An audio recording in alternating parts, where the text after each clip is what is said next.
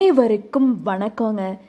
இன்னைக்கு நாம் பார்க்க போகிற ஒரு மிக முக்கியமான பதிவு என்னன்னு கேட்டிங்கன்னா, இன்றைய தினம் புதன்கிழமை இந்த வருடத்திற்கான கடைசி தேய்பிறை சங்கடகர சதுர்த்தி, அதாவது இந்த வருடத்திற்கான கடைசி சங்கடகர சதுர்த்தி.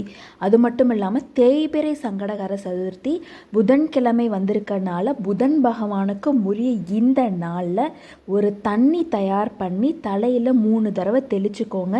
இல்லை அப்படின்னா அந்த தண்ணியை தயார் பண்ணி நீங்கள் குளிக்கல அப்படின்னா குளிக்கிற தண்ணியில் கூட கலந்துக்கலாங்க. சரி, எப்படி அந்த தண்ணி தயார் பண்ணணும், முக்கியமாக என்ன தீபம் இன்னைக்கு ஏற்றணும் அப்படிங்கிறத பற்றின முழு தகவலை இந்த பதிவில் பார்க்க போகிறேங்க. பதிவுக்குள்ளே போகிறதுக்கு முன்னாடி மறக்காமல் நம்மளுடைய சேனலை சப்ஸ்கிரைப் பண்ணி சப்போர்ட் பண்ணிக்கோங்க. கூடவே பக்கத்தில் இருக்கக்கூடிய பெல் பட்டனை கிளிக் பண்ணி ஆளுங்கிற ஆப்ஷனை கொடுத்தீங்கன்னா நான் போடக்கூடிய டெய்லி அப்டேட் உங்களுக்கு உடனுக்குடனே வருங்க. சரி, இன்னைக்கு தேய்பிறை சங்கடஹரி சதுர்த்தி. அது மட்டும் இல்லாமல் இந்த வருடத்திற்கான கடைசி சங்கடகர சதுர்த்தி. சரி, எப்படி வழிபாடு பண்ணணும், முதல்ல இந்த திதி எப்போ வருது அப்படின்னு பார்த்தீங்கன்னா, இந்த திதியானது புதன்கிழமை இன்னைக்கு 1 மணிக்கு துவங்குதுங்க. 1 மணிக்கு துவங்கி நாளை வியாழக்கிழமை 1:10 வரைக்கும் இருக்குது இந்த சங்கடகர சதுர்த்தி திதியானது.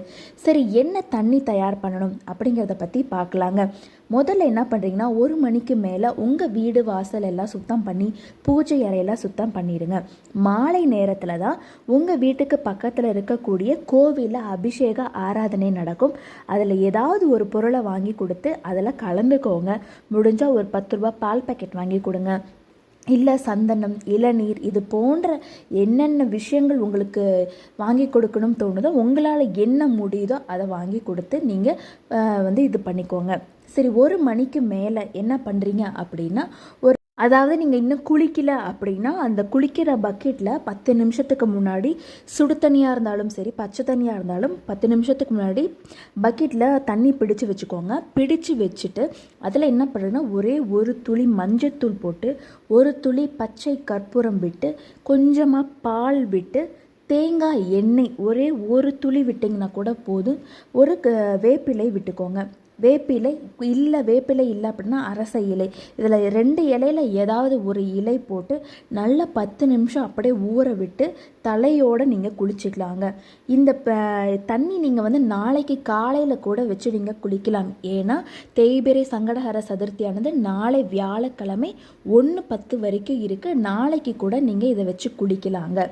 சரி, பதிவை லேட்டாக தான் பார்க்குறோம், அதனால் எங்களால் பக்கெட்டில் தண்ணி பிடிச்சி குளிக்கலாம் முடியல அப்படின்னு நினைக்கிறவங்க ஒரு பித்தளை சொம்பு எடுத்துக்கோங்க. பித்தளை சொம்பு இல்லை அப்படின்னா சாதாரண சொம்பு எடுத்துக்கோங்க. அதில் நல்ல சுத்தமான நல்ல தண்ணி பிடிச்சு வச்சுட்டு அதே அந்த பொருட்களெல்லாம் போட்டு கை கால் முகம் கழுவிக்கலாம். இல்லை அப்படின்னா தலையில் 3 தடவை 3 துளி நீங்கள் தெளித்து விட்டுக்கலாங்க. சரி, இப்போ இது குடிக்கிறதுனால நமக்கு என்ன பலன் அப்படின்னா, நமக்கு பிடித்திருக்கக்கூடிய தரித்திரம், பீடை, கடன் சுமை, பிரச்சனை, துன்பங்கள் எல்லாமே நீங்குங்க.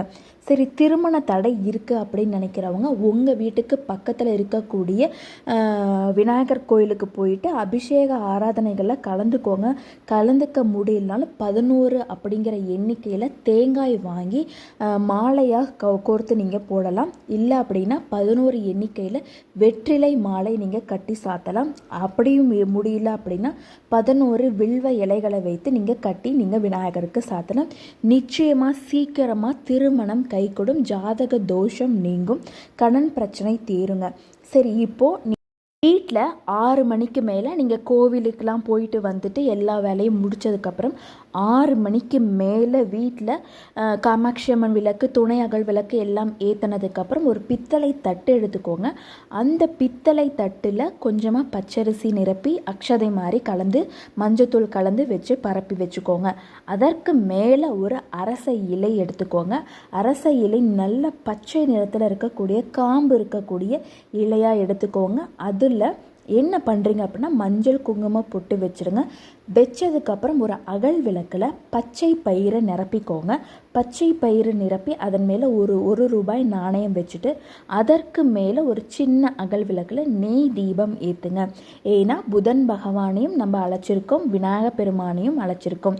2 பேருக்குமே உரிய இந்த நாளில் நீங்கள் இந்த தீபத்தை ஏற்றுறதுனால வீட்டில் அனைத்து செல்வ வளமும் ஐஸ்வர்யமும் நமக்கு கிடைக்கும் அப்படிங்கிற ஒரு வழக்கம் இருக்குது.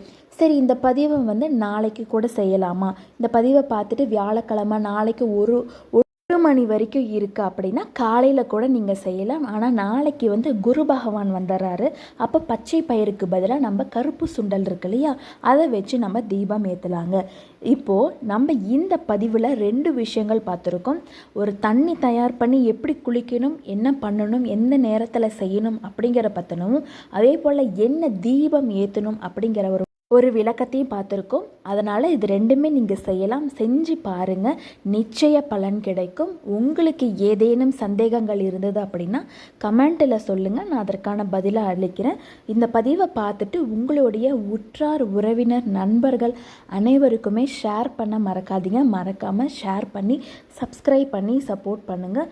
மற்றும் ஒரு நல்ல பதிவில் சந்திப்போம். நன்றி, வணக்கம்.